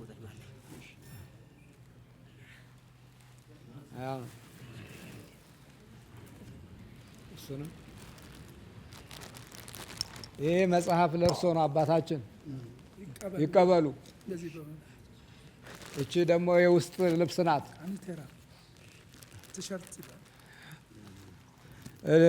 እስቲ እንደ እድሜዎትንና የድሮ አባት እናት መንገድ አይችሉም። በግምት ከይህ ሀረር መሬት ከመጣሁ ወዲህ ተመልሼ ሲሄድ እንግዲህ ከዚህ ጠይቀውኝ ራስ ኩክሳ ድል በሆኑ ጊዜ በ22 ዓመተ ምህረት ከብትና ፍየል እየነዳሁ እንደ አጠንክሬም ባልነዳ በዚህ መለስ በዚህ መለስ እያልኩኝ ወደ ሸሸንበት ሸሽተናል። በእኛ ቦታ ላይ ነው ድል የሆኑት። በዚያ ጊዜ 22 ዓመተ ምህረት ነው ብዬ ብነግራቸው ከዚህ ያሉ ሰዎች ይህን ያህል ብለው ነገሩኝ። ከዚያ ወዲህ እየቆጠርኩ ይዤ 97 አድርሻለሁ። 97 ዓመቶት ነው። አባ በላይ ያውቋቸዋል? አብረንም ነበርን። ወዴት ሄዱ ታዲያ? በዚህ አድርገው መንገድ ቀጠሩ። ወደ ጫካ አልተገኙም። ግለጹላቸው በመጠኑ ያሉትን። መጀመሪያ እሳቸው ሲመጡ ሰኔ መጨረሻ ላይ ሐምሌ ሊገባ ነው የመጡት። ከተማ ነበሩ። ከዛ የነበሩት መጥተው ከዚህ እንደመጡ እኔን ስለሚያውቁኝ በቅድሚያ በብልጫ ያውቁኝ ነበር። በር ክፈት ብለው እኔ ቤት ነበርኩኝ። ከፈትኩ፣ ተነጋገርነ። የቆባ አባቴን አነጋግሬ ልንጣ ብለው እንግዲያው ምሳ በሰዓት እንበላለን ይንጡ ብያቸው ተነቃጥረን በዚያው በልተው በዚያው ቀሩ። ማስታኮል ላይ ተገናኘን። ማስታኮል ላይ ተገናኝተን ምነው ቀሩ ብላቸው የኔታ ጌዲዮን እኔ ጋር ትሆናለህ እንግዲህ ወዲህ ማህበሩ የተቀበለህ እንደሆነ ድርጎ ያዘዘልህ እንደ ማህበሩ አዘዘ። አላዘዘ ግን እኔ ጋር ትሆናለህ በአንዳችን በኩል ያለውን እየሸመትኩኝ ቤት ትጠብቅልኛለህ መንገድ ወዲያ ወዲህ ስዘዋወር ብለው እሳቸው ጋር መሆኔ ነው አሉ። ጥሩ ነው አልኩኝ። ወዲያው ሐምሌ ሥላሴ ደረሰ። በ5 ለ6 ያው ያዩትን ነገር ዋዜማው በ5 አይተውት 6 ዋዜማው ነው። እንግዶይ ሳንቀበል እኛ ገብተን ገበታ እንዳናጣብብ እንግዶይ ከተጋበዙ በኋላ 2 ጊዜም 3 ጊዜም ቢሆን እንግዶይ ከተጋበዙ በኋላ መግባት አለብን ብለን ቃለ ጉባኤ ይዘን ተለጥፎ ነበር። እኔም ተራዬን በመጠበቅ ወደ አጥሩ ጠጋ ብዬ ቁጭ ብያለሁ። እሳቸው እንግዳ ስለነበሩ ተጋብዘው ሲወጡ ሲያገኙኝ መጥተው ሰላም አሉኝ። ይሁን ትናንት ለዛሬ እመቤታችን ድንግል ማርያም ወርቀ ዘቦ ልብስ ለብሳ ወርቀ ዘቦ ጠላ ይዛ ሌሊት መጥታ ህልምም አልለው እንቅልፍም አልለው እንዲያው እንዳየሁ እውነት መስሎ ነው የሚታየኝ። ቤቱ በብርሃን ተመልቶ ጠርታ ከነገ ወዲያ ታቦቱ እውደት ዙሮ ታቦቱ ወደ መንበሩ በተመለሰ ጊዜ በዚያን ጊዜ ከዛ ቦታ እንዳጠፋ የሚያናግርህ ሰው አለ፣ የሚያናግርህ አለ፣ የሚጠራህ አለ። ብለህ ስማው፣ አትፍራ፣ አትጠራጠር። መፍራት መጠራጠር በልቡናህ እንዳይኖር ብለህ ስማው እና ብላኝ እመቤቴ ላለሁባቸው ሰውዬና ለሰው ብቻ ነው የነገርኩት፣ ለማንም አልነገርኩም ብለውኝ ነበር። ያንን እኔም በራሴ እንዲያው ነገሩን ናቅ አድርጌው ብዙ ቅዠት እያንዳንዳችንም አለ። ይህ ሁሉ እንዲያው ዛሬ ምን ቅዠቱን ሁሉ ቁም ነገር አድርጎ ነገሩ ብዬ ናቅ አድርጌዋለሁ። በበነጋው በዓሉን አክብረን ከበዓሉ እንደገና ቅዳሜ ቀን ነበረ። ቀኑም ጠዋት ነው የተቀደሰው። እንደገና ውደት ሲወጣ ዙረን አውደን አማን አማን ብሎ ሊቃውንቶች ዘምረው ከዚያ ትምህርትም ተሰጥቶ ጸሎት ከተደረሰ በኋላ ታቦቱ ወደ መንበሩ ሲመለስ እኔም ቀረብኩኝ፣ ተከተልኩኝ። ልብሴን ያዝ አረጉኝ። ያዝ ሲያደርጉኝ ዘወር ስል እሳቸው ናቸው። አይ እንደ የትናንቱን ነገር ቁም ነገር አድርገውት ነው፣ እንዲያው ደስ ይበላቸው። እኔ እንኳ ገፍቻቸው አልሄድም ብዬ ቁጭ አልኩ። እኔ በግራ በዚህ በኩል እሳቸው በቀኝ በዚህ በኩል ተቀመጥነ። ወዲያውኑ እንደ ተቀመጥና 3 ልጆች መጡ። ሕፃናት ወይ እንዲያው እኩያ የሆኑ መጡ። በቀኝ መጥተው ወደ ይህ እንዲመጡ በሉ ሂዱ እናንተ ምን አመጣችሁ? ተደውሎ የለም ወደ ምሳ ሂዱ፣ ወዲህ ምን አመጣችሁ? ሁለተኛም አትንጡ ብለው ቁጭ ሲሉ እወት መጣለሁት እኒያ ልጆችም ሄደዋል። ሰውም ሁሉ ብሎ ሄዷል። ቀይ ሰውዬ ጃንጥላ ይዞ ጃኖ ልብስ ለብሶ መጣለሁት። አይታየዎትም? ለአንተ አይታይህም፣ ይታይሃል። ለሌላ አይታየውም፣ ለአንተ ይሰማሃል፣ ለሌላ አይሰማውም ብላይ ብለው ነግረውኛል። አይታየዎትም? ኧረ አይታየኝም። አይታየዎትም? ቀይ ሰውዬ ጃንጥላ ይዞ ጃኖ ልብስ ለብሶ እዚህ ዶሉ ስር አለኝ። ኧረ አይታየኝም። አሁን ጠራኝ አሉ። 3 ጊዜ ነው። አቤት አቤት አቤት ካሉ በኋላ በል እንግዲህ ና እንሂድ፣ እኔ መላእክተኛ ነኝ፣ ወደዛ ነው የምንሄደው፣ ና እንሂድ ብሎ ጠራ ነገረኝ። አባ እንግዲህ እየረሳሁት እንግዲህ ይሄ ቃል ያለ ነገር ነው። ከቆብ ላይ አዲስ መነኩሴ ናቸው። 3 ወር እንደመሙላቱን እንጃ። ከቆብ ላይ ያለውን ሻሽ አውልቅና አስቀምጣሉኝ። ሸሚዞና ኮት ነበር፣ አወለቁ አሉ። ለእኔ እየነገሩ እንዲያው ሰውነታቸው እየተርበድበድ አወለቁ። ያና አወለቁ። ጫማ ካነ ካልሲው አወለቁ። ከዛ ወደዚያ ነው ጠራኝ አሉት። ጠራኝ አሉ። ማነው ና እንሂድ አለኝ አሉ። እኔም አየኋቸው ዝም ብዬ ሲወጡ፣ በር ሲወጡ እኔንም እንዳፋናም እንደ እንቅልፍም እንደ መፍዘዝም አረገኝ። ወጡ ሄዱ። እሱ ይህ ልብሱን ገንዘብ ትንሽ አለችባት ላረፍኩባቸው ሰውዬ ነው የምትሰጡልኝ ብለው ነው የሄዱት። አሁን እውነትም ያንን ልብስ እሳቸው መሄዳቸው መረጋገጡ ሳውቅ እኔም መለስ ሲያደርግልኝ በሸሚዛቸው ቋጥሬ ይዤ ሰውየው ቤት ብሄድ ያው እዚያው ተደውሏልና ወደ ምሳ ሄደው አጣኋቸው። ከቤት የሄጀው ወርውሬ እንደታሰረች አስቀመጥኩኝ። አስቀምጬ ሳበቃ እኔም ያንተራይም በመጠበቅ ደግሞ ትንሽ ቁጭ አልኩኝ። እንግዲያው ተጋብዶ ሲወጣ እኔም ልገባ ስል ሰውየው ያሉባቸው ራኒ ከኔ ቤት ያሉ ሰውዬ ቀጠሯቸው ለዛሬ ነበረ። መቼም ራእዩን ካዩ ጀምሮ እንዲያው እንቅልፍ አልተተኛቸውም እና ለዛሬ ነው ቀጠሯቸው። መጥተው እንደሆደ ቤት እስቲ ልሄድ ብለው ተናግረው ሲወጡ እኔ እዚያ ስለነበር ጠበቅኩና እንዲህ ብለው የሆነው ሄደዋል። ግን ማታ የመጡ እንደ ማታ እመጣለሁ አልኳቸው። አይ ይመጣሉ ብለው ነው። እራሳቸው በጥሩ ሁኔታ ነው ያዩት። ተቀብለዋቸዋል። ቅዱሳኖች እሳቸው ተቀብለዋቸዋል። አይመለሱም፣ ቆይታሉ፣ አይመጡም አሉ። ማታም መርኩኝ፣ ጠዋትም መርኩኝ፣ ነገም መርኩኝ። አጠገቦት አልነበሩም እንዴ?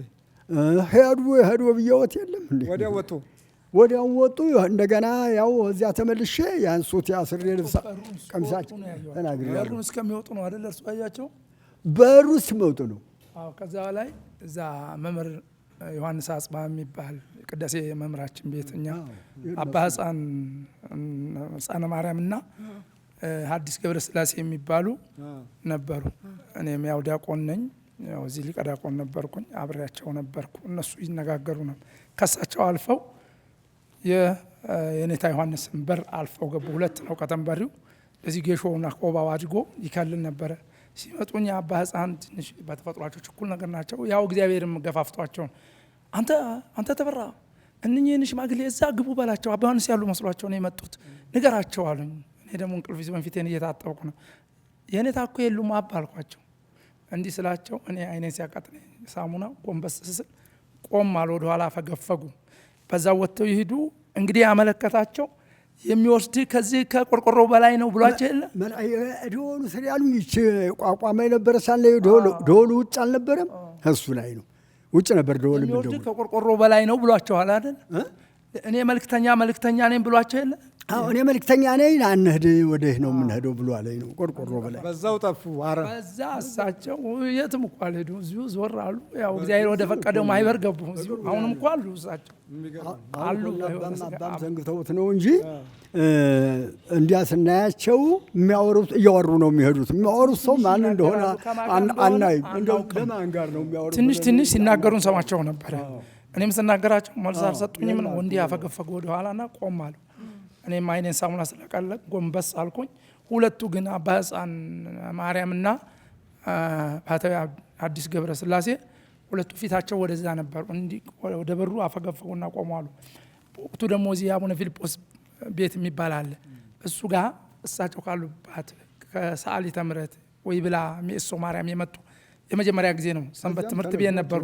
ሴቶችም ሲገቡ ያን ጊዜ የመጀመሪያ ጊዜ ነው። ቢገቡም በዓል ሲያከብሩ ማለት ነው። የመጀመሪያ ሁለተኛ ነው። ጥቂቶች መጥተው ነበረ። ማህበሩ እየተከራከረ ነበር። እንደ ቀድሞ ይወገዝልን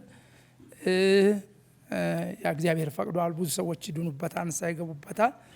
ያው ስርዓተ ገዳሙ ማጥበቅና ህልውናው መጠበቅ እንጂ ተው እያሉ አባቶችን ባታውያን ያው አምላክ ፈቅዶ ነው። ከብዙ ከሩቁም ከውጭ ሀገርም መጥቶ ሰው ንስሐ ይገባበታል እያሉ ይሉ ነበረ።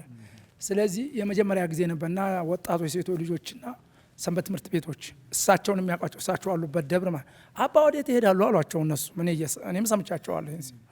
ዝም ለእነሱም ለእኔም ለማንም መልስ አልሰጡም። እሳቸው ግን ቀስ እያሉ እየተነጋገሩ ነበር። ቦታው ጠፍቷቸው ነው።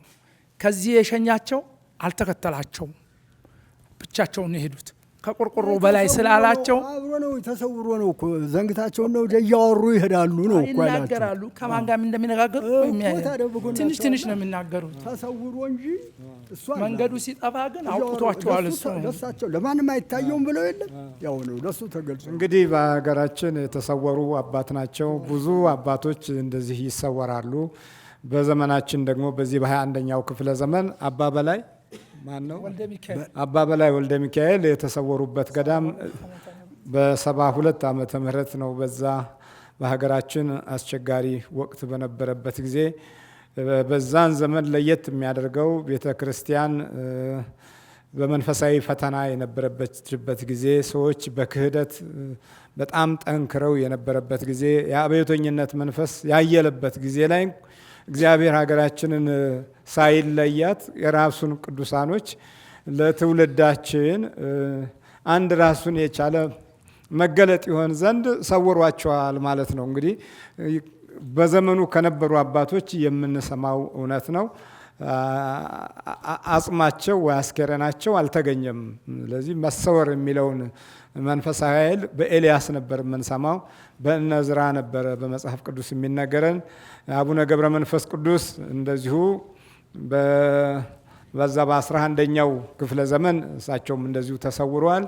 በእኛ ዘመን ደግሞ እንደዚህ የሚሰወር እና ሲሰወሩ ከቅርብ መረጃ መንፈሳዊ መረጃውን ያገኙ አባቶችን አግኝተን እንደዚህ ማነጋገርም ራሱን የቻለ መንፈሳዊ በረከትና ተስፋ ነው። እንደ ቀላል የሚቆጠር ነገር አይደለም። ቀደም ሲል ተሰወሩ የሚል ቃል ነው የሰማ ነው።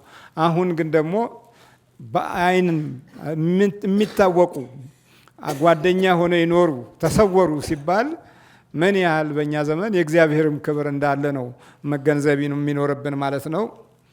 ስለ አባ በላይ ቅድም ተነግሯል። አባ በላይ አረጉ ብለው የሚናገሩ ታሪኩን ያላወቁ ሰዎች አሉ፣ ከውጭ እንዲሁ ሰምተው ማለት። አባ በላይ እንደ ሄኖክ እንደ ኤልያስ ወይንም እንደ ዕዝራ ሱቱኤል በብሉይ ኪዳን ከነበሩት ወይም ከአዲስ እንደ ዮሐንስ ወንጌላዊ እንደ ብፁዕ ወቅዱስ አቡነ አረጋዊ እንደ ሌሎቹ ቅዱሳን ሁሉ እግዚአብሔር እየመረጣቸው እና አቡነ ገሪማ ሁሉ ከተሳቱ ቅዱሳን ሁለቱ፣ አንደኛ አቡነ አረጋዊ፣ ሁለተኛ አቡነ ገሪማ አይነ ሞትን አላዩም፣ ተሰውረው። እነ ሄኖክ እና ኤልያስ የገቡበት ገብተዋል ብሔረ ሕያዋን። እንደነሱ ብሔረ ሕያዋን አይደለም የተነጠቁት። ምድራዊት ብሔረ ሕያዋን ወደ ሆነችው ወደዚችው ወደ ደብረ ወገግ ነው ከማህበረ ቅዱሳን ጋር የተቀላቀሉት። ስማቸውን ባልጠራ በሕይወት ያሉ አባት አሉ። አንድ አባት እዚህ ከዕለታት በአንደኛው ቀን እኔ ሳነጋግራቸው እዚህ ለብቻችን ነው ግራ ቀኝ አይታየት ታረጉና እግዚአብሔር ያደለው እንደ አባ በላይ ወስዶ በግል በብቸኝነት ያስቀመጠው ወይንም የለየው ጥሩ ነው ከሰው የለየው ከኃጢአት የለየው ብላቸው ጊዜ አባ በላይ ተሰወሩ ትላላችሁ፣ አረጉ ትላላችሁ። አርገው እኮ ብሔረዋን አይደለም ያሉት። አባ በላይ እዚህ አይደለም እንዲ ያሉት። የትንሣኤ ዕለት እዚህ አብረን ትንሣኤን እያከበርን ትንሣኤ ከሌለ አመነ ብርሃነ ከፈኑ ዲቤነ እያልን እዚህ አብረን አልነበርንም እንዴ ያሉኝ። ይገርማችኋል። ወከክ ነው ያልኩት እኔ። በእርግጥ እኔ ቅድም ያልኳቸው ከዚህ ዓለም ተለይተው ውዳሴ ከንቱ የለባቸው ባህታዊ አባ መዘምር አፈወርቅ ነግረውናል። ከዕለታት በአንደኛው ቀን እግዚአብሔር በፈቀደ ቦታ ላይ የእግዚአብሔር መልእክተኞች እኔን ወሰዱኝና እዛ አባ በላይ እኚህም አልፈዋል ባህታዊ ለገብርኤል እዛ አገኘኋቸው ብለው ለእኔና አንድ ሰው አብረን ቁጭና አባ በላይ ያሉት እዚህ ነው። ከምድራውያን ጉሳን ቅዱሳን ጋር ተቀላቅለው በተፈቀደላቸው ማህበር ውስጥ እግዚአብሔር እስከፈቀደ ድረስ አሉ። በ200 በ300 በ400 በመቶ ከምናምንም በ200 ከዛም በላይ እግዚአብሔር እንደሰጣቸው ያው የጸጋ ስጦታ ልዩ ልዩ ነው። መንፈስ ቅዱስ አንድ ነው። ጸጋ ልዩ ስጦታ ልዩ ልዩ ነው ተብሎ እንደተነገረ ሁሉ በመቶም በ200 በ300 በ400 በ700 ከዛ በላይ እግዚአብሔር እንደፈቀደላቸው ይኖራሉ ጉሳኖቹ። ስለዚህ እነሱ በሚያደርጉት ጸሎት ሀገራችን ኢትዮጵያና ሕዝቦቿ ተጠብቆ ይኖራል እና የነሱ ያው ቅዱሳንን በሚያስፈልጋቸው እርዱ ነው። እናንተ የቅዱሳኑ ከተማ የቅዱሳኑ ገዳም ቦታውን የሚጠብቁት በቦታው ላይ የሚደክሙት የሚጸልዩት አባቶች እንዳይታረዙ እንዳይራቡ ብላችሁ አስባችሁ በእኔ አባት አማካኝነት አንዳንዶቹ ከርቁም ከሀገር ውስጥም ከሀገር ውጭም ትውልደ ኢትዮጵያውያን ያው ውጭ ሆነው ለሀገራቸው ገዳም ለዚህም ለሌላው ለነ ደብረ ሊባኖስ ለነ ዙቃራ ለአበይት ገዳማት ለኑሳ ገዳማት ያው ሙዓይለ ንዋያቸውን እየለገሱ ሀገራቸውን ይጠብቃሉ። እነሱንም በያሉበት እግዚአብሔር በሃይማኖት በተዋህዶ ሃይማኖት ያጽናልን፣ ጤናና እድሜ ይስጥልን። እዚህ አቀበቱን ወጣችሁ ደክማችሁ አባታችንም እናንተም ሁላችሁም እናቶችም ወንድሞችም እህቶችም እዚህ ደክማችሁ መጥታችሁ ይህንን በረከት ያቀረባችሁትን አምላከ ሰማይ ይቀበልላችሁ። ቅድም ተጠቅሷል በሐዋርያት ሥራ ምዕራፍ 20 ቁጥር 35 ላይ ከሚቀበል የሚሰጥ ብፁዕ ነው ብሎ አስቀምጠውታል። እሱ ከላይም እምሏል ይደልወን ንትወከፈውም ለነዳያን ብሎ አስቀምጧል። ደካሞችን ነዳያንን ከምናገኘው ወጥተን ወርደን ካገኘነው በገንዘባችን ልንረዳቸው ይገባል ብሎ ቅዱስ ጳውሎስ አስቀምጦታል። እና ጸጋውን ክብሩን ያደላችሁ ከማያልቀው መንግስቱ ይክፈላችሁ። እግዚአብሔር አምላካችን ከገቡ መውጣት ካገኙ ማጣት የሌለበትን ይስጥልን። ለአባታችንም ጤናና እድሜውን ያድልልን። ወጣችሁ ወርዳችሁ ደክማችሁ ያፈሰሳችሁትን ላብ ሁሉ እግዚአብሔር ለመንግስተ ሰማያት መውረሻ ለዲያብሎስ ድል መንሻ ለክርስቶስ እጅ መንሻ ያድርግላችሁ። አጋዕዝተ ዓለም ሥላሴ በነፍስ ሥጋ ይጠብቋችሁ። አቡነ ዘበሰማያት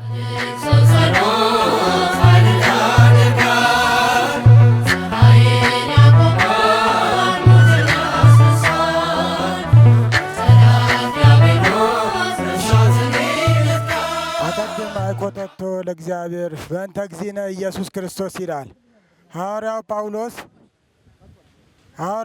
ሲናገር በመጀመሪያ ጌታ እግዚአብሔር አምላኬን በጌታ በኢየሱስ ክርስቶስ ስም አመሰግነዋለሁ ይላል። ለምንድን ነው? ጌታችን መድኃኒታችን ኢየሱስ ክርስቶስ በዚህ ምድር ላይ መጥቶ ማንም የማይሰጠውን ውለታ ስለዋለ ለማንም የማይደረገውን ነገር ስላደረገ ከሁሉም በላይ ስጦታ ስላደረገ እኛም አሁንም በዚህ ቦታ ላይ ምስጋና እግዚአብሔር አምላካችን አባታችን አቡነ ሳሙኤልን እዚች ቦታ ላይ አመጣው ከደስካት ጋር ተዋክተው ይህን ቦታ አቅንተው ለእኛ ለትውልድ መዳኛ የተናገሩ ነገር አለ። አባታችን አቡነ ሳሙኤል ሰምረ ክርስቶስን በኡጋዴን በሚያርፉ ሰዓት ዛሬ ቆጨር በምትባል ቦታ ላይ እዚህ ቦታ ላይ ብትቀብርብኝ አጽሜን ብትቀብርብኝ ልጆቼ በኋላ የሚመጡ ሰዎች ክፎች ስለሆኑ ልጆቼ መማፀኛ ያጣሉ።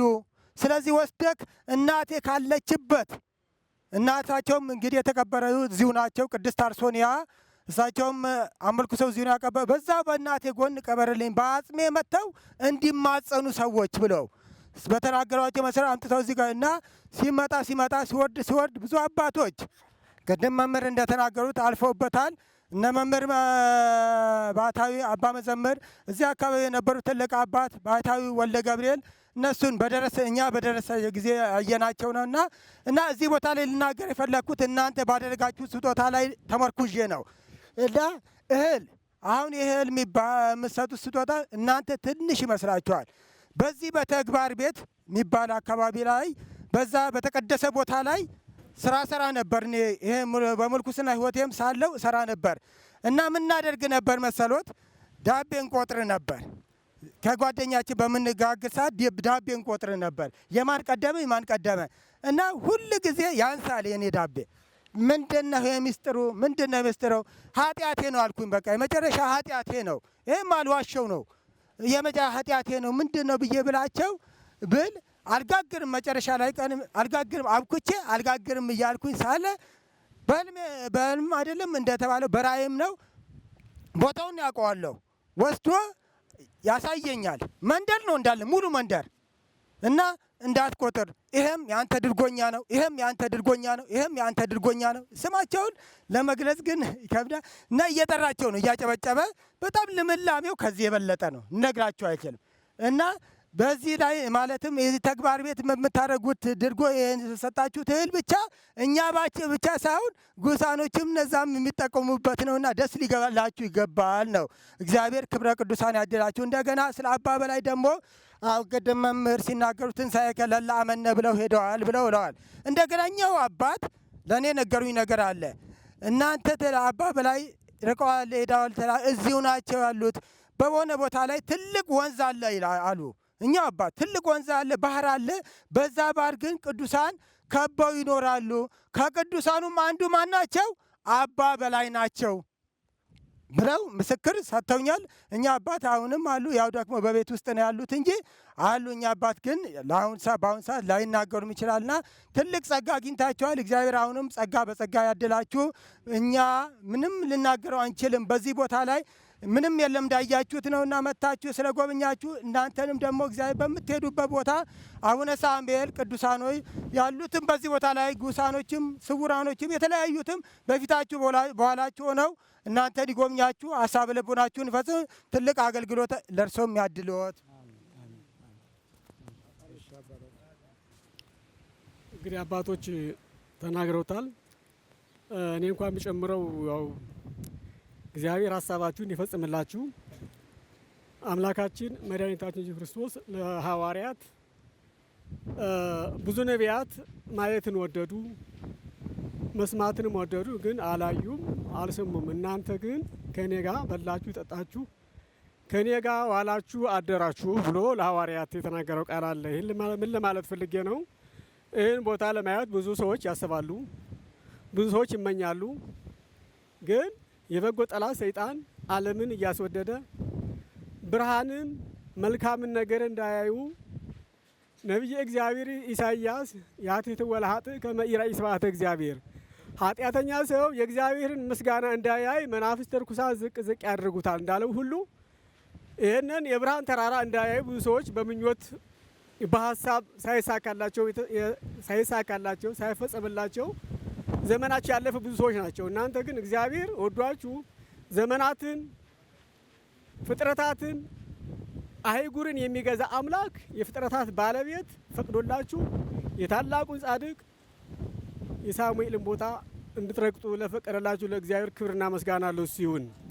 አምላካችሁ ልታመሰግኑት ይገባል። አባታችን አቡነ ሳሙኤል ጥሪያቸው ሲደርስ ዘመናቸውን ሲፈጽሙ ወዳጄ ምን ላድርግልህ ብሏቸው ነበረ። ምንድነው ያሉት? ሐዋርያት ካረፉበት የብርሃን ድንኳን ከተተከለበት ታላላቅ ቅዱሳን ካረፉበት ቦታ አሳርፈኝ አላሉም። አባታችን ምንድነው ያሉት? አምላክ ይሄን ካልከኝ በቦታ የሚገኘውን ስሜን የሚጠራውን መታሰቢያን የሚያደርገውን ሁሉ ማርልኝ ነበር ያሉት አባታችን። ይህም በሚሉበት ሰዓት ምንድነው ያላቸው? በቦታ የተገኘ በስም የተማጸነውን በዘመኑ ልክ የሰራውን ኃጢአት እደመስስለታለሁ።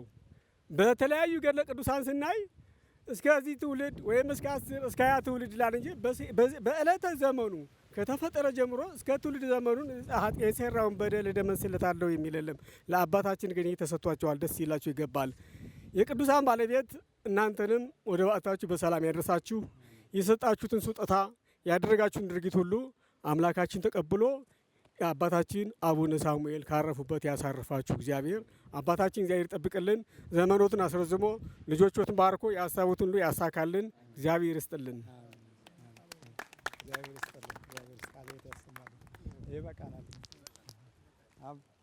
ይበቃናል። ማን ነው ስሞት? አባ አምሃ መኮንን አባ አምሃ ስላሴ መኮንን። እሺ እሺ እሺ አባታችን እሺ በጣም ጥሩ። እንትኑ የውሃ ታንከሩ ሲመጣ ከሱ ጋር የሚሆን ከሱ በቃ እሺ እሺ። ይኸው አባታችን ያው ዶክተር ጥሩ ባኞ ቤት፣ ሽንት ቤት፣ መታጠቢያ ቤት እሰራለሁ። አባ በላይ አባ በላይ እዚህ ጋር ቆመው ነበረ። ደወሉ እዚህ ጋር ነው። ደወሉ እዚህ ነበር። አዎ አባ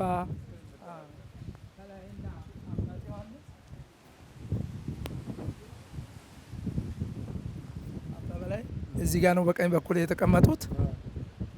አባ ማህ ደግሞ እዚህ ጋር ነው የተቀመጡት። እኛ አሁን አባ ማህማን አዎ እኚህ ሽማግሌው አሁን ምን ነው ቆየ ምናምን እያሏቸው ነው ሲሏቸው ወዲያው እነኛ ልጆች ከዚህ ጋር ሂዱ ልጆች ወደዛ ወደ አዳራሹ ብሎ ካበሯቸው በኋላ በዚህ በር ነው እንግዲህ ይኸው ለዚህ ዶሉን ጭጋ ቆሞ ይኸው መጣ ጃኖ የለበሰ የወርቅ ጃንጥላ ይዟል ምናምን እያለ አለ። ወዲያ ጥምጥምን ፍታ አላቸው ሲላቸው መጀመሪያ ጥምጥም ነው ያስፈታቸው። ጥምጥማቸውን አስፈታና ከዚያ ጫማህን አውልቅ አላቸው። ጫማውን ከነካል ሳይወለቁ ከዛ ለጥቆ ደግሞ ያው መልመል ይለብሱ ነበር በቆታቸው። አንድ አሮጌ ካፖርት ማለች እሷን ሙሉንም አስወለቃቸው። ሸሚዙንም አስወለቀና እላያቸው ላይ የቀረችው ቲሸርትና ሱሪ እርቃ መከለያ ብቻ እና ቆባ ነው። ያችን አሮጌ ጥቁር ካፖርት ላይ እንደመቀደድ ብላለ እሷን ልበሳት አላቸው። ያው ለብርድ እንዲሆነ መጽሐፍን አንሳ አላቸው። መጽሐፍን አስነሳቸውና ከዚህ ጋር ሲሄዱ ማለት አባማ እዚህ ጋር ቆመው ያዋቸዋል። በዚህ ሲወጡ አባማ 3 ጊዜ ወደፊታቸውን ወደዚህ መለሱና የአብርሃም ስላሴ ወደ በጎ ነገር ምራኝ ወደ በጎን ብለው 3 ጊዜ ሰገዱና አባማ እግዚአብሔር ዋጋዎትን ይክፈልዎት በሉ ይህን እቃውን ለመምህር ጌዲዮን ስጧቸው እንደፈለጉት አድርጉ ብለው ተሰናብተዋቸው ወጡ። በዚህ ሄዱ። በቃ እንዲወጡና እንዲታጠፉ ቆርቆሮ ቤት ያልነው ያ ትናማት ያረፋችሁ በላይ ያለው ያው ከላይ ያለው እዛ ጋር ቁጭ ብለን መጡ። ሳናግራቸው እኔም ሌሎችም ሲያናግሯቸው መልስ አልሰጡ። ቆም ሲሉ ነው እኔ ያየው ከያ ወዲያ እኔ የተለቀለቁ ሳሙና አይኔ ሲያበዘብዘ ጎንበስ ስል ቀና አየሁ። እነኛ ሁለቱ አባቶች አባ ሕፃነ ማርያምና አባተ አዲስ ግን ወደ ኋላ 2 እርምጃ ፈግፍገዋል ነው የሚሉት። መጨረሻቸው ወደ ውጭ ወጡ። ወዴትም አላየናቸውም አሉ። በቃ በዛው ቀር በዙ ነው ቆይቷቸው ወደዚህ የሚገርም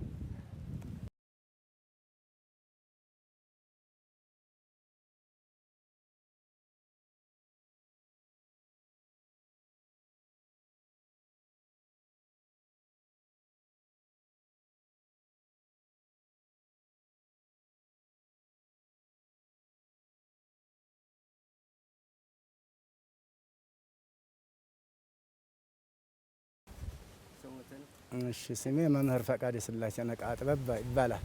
በ75 ዓመተ ምህረት ነው የመጣሁት። በግብዝና አገልግያለሁ። ከዚያ መጋቢ ሆኜ ለ4 ዓመት ያለ አስተዳዳሪ የበላይ ሳይኖረኝ ሁለቱንም ስራ ጠቅልሌ ለ4 ዓመት አስተዳድሬ ያለሁ። ከዚያ እንደገና ደግሞ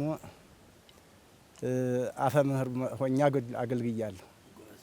እንግዲህ አሁን በአሁኑ ሰዓት እንዲያቅሜ ራሴን ለፈጣሪ ከሳለሁ ወቅሳለሁ። ሁለተኛ ደግሞ ያቅሜን ያህል በእውነቱ ለሀገር ለወገን አለቅሳለሁ። በአሁኑ ሰዓት በዚህ ደረጃ ነው ያለሁት።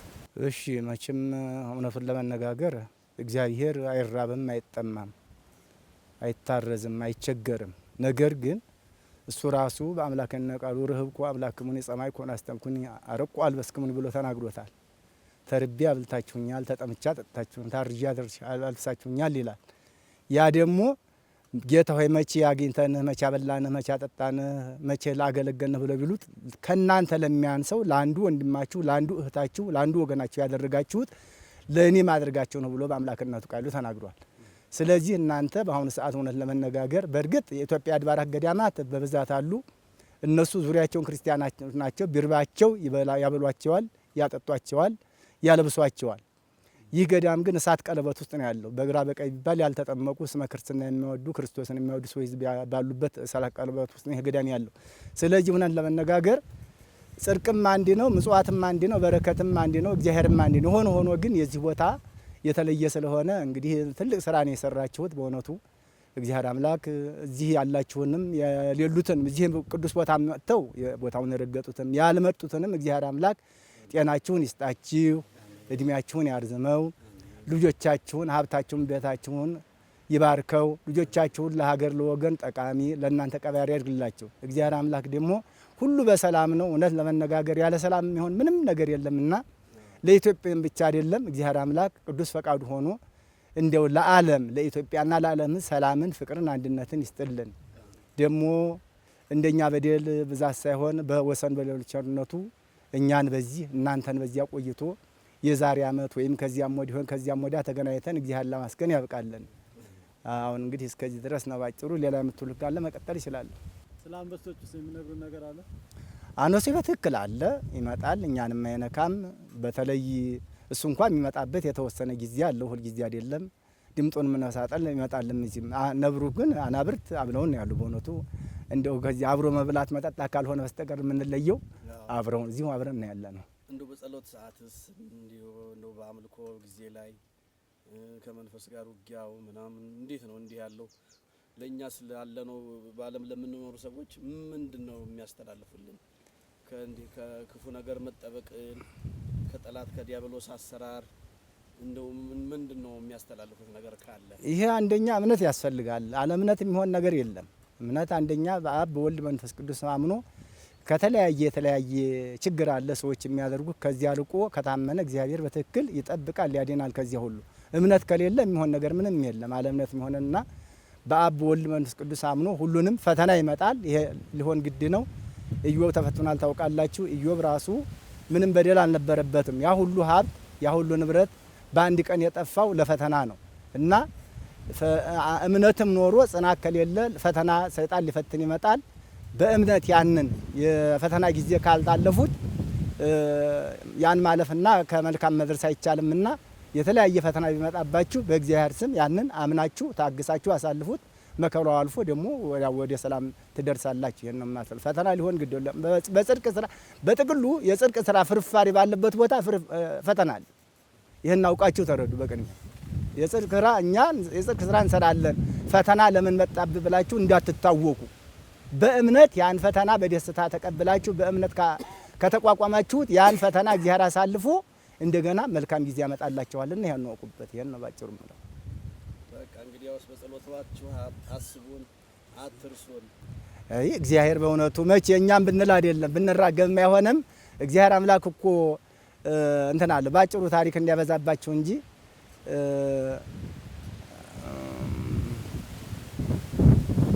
አጋር ያው ከአብርሃም ወልዳ ነበር። መጨረሻው ከሰው ላይ ስህተት አይታጣምና ሳራ ቀንታ እንድትሄድ አደረጋት። እግዚአብሔር ቅዱስ ፈቃዱ ነው። ሂድ ግደለም ስማት አለውና ተሷ ጋር ስትሄድ ልጇ ስንቅ አለቀበት እና ልጇን ሞታ ላይ ብላ በሩቅ ሆና ጥላው እናት ነችና የሚሆነውን በሩቅ ተመከታተል ነበር፣ ያለቅስ ነበር። መልአኩ በሰማይ ሆኖ አጋር ልጁን አይሽ እግዚአብሔር አምላክ በሰማይ ሆኖ የልጁን ጩኸት ሰምቷል ነው ያለው።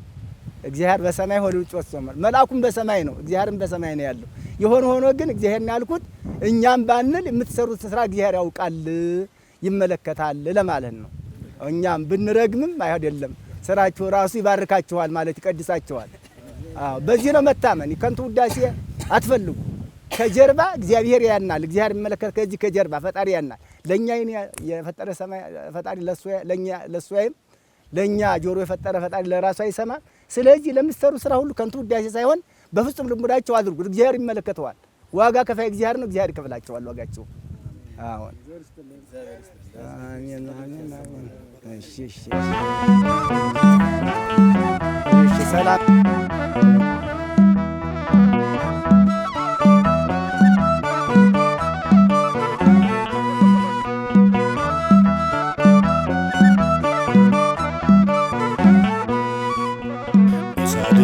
ሰው ጸሎት ኃይልን ያደርጋል፣ ፀሐይን ያቆማል፣ ሞትን ያስነሳል።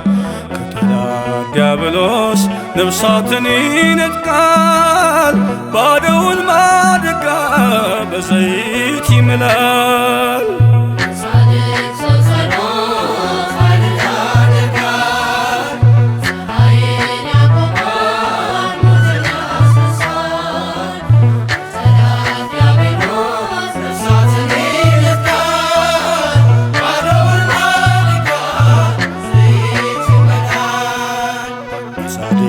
ሰው ጸሎት ኃይልን ያደርጋል፣ ፀሐይን ያቆማል፣ ሞትን ያስነሳል።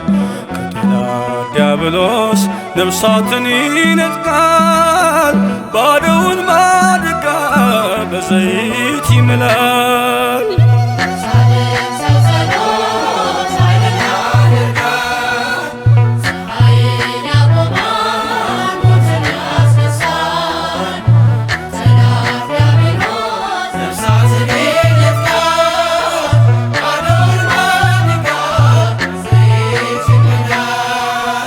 የኢያሱ ጸሎት ግዳጁን ፈጽሟል፣ በገባዖን ሰማይ ፀሐይን አቆሟል።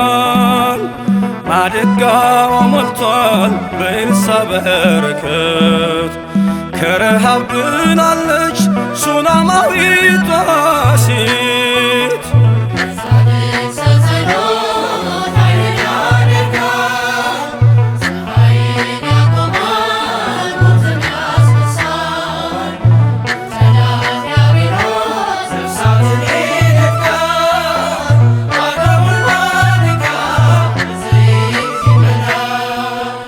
ሕያው እንድትሆን ጴጥሮስ ጸለየላት፣ ጣቢታ ተነሳች ሞት ተሸንፎላት።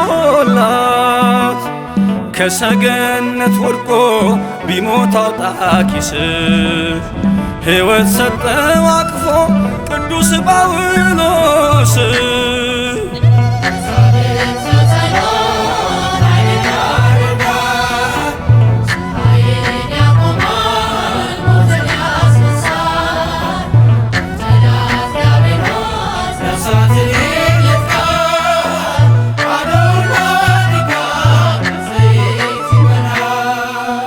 በስሙ መከራ ለተቀበሉት ይለመናል ጌታ ስለ ሰማዕታት። በጻድቅ ስም ውሃን ለመስጠት የተጋ ያገኛል ከእግዚአብሔር የጻድቁን ዋጋ።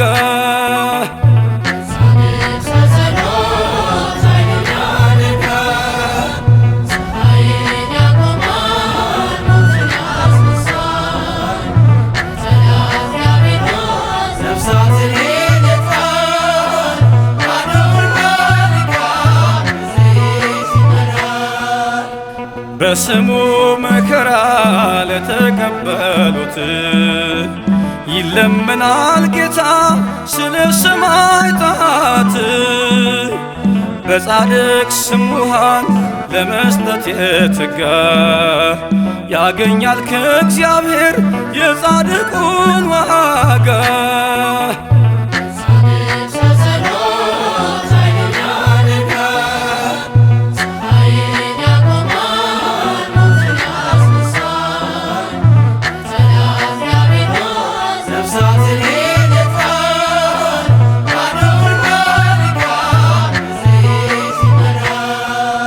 ቃል ኪዳን ስላለው ከመረጣቸው ስለማለላቸው በጽኑ መሃላው ጌታ ስለ እነርሱ እንደሚማለደን በመንፈስ ቅዱስ አፍ መጽሐፍ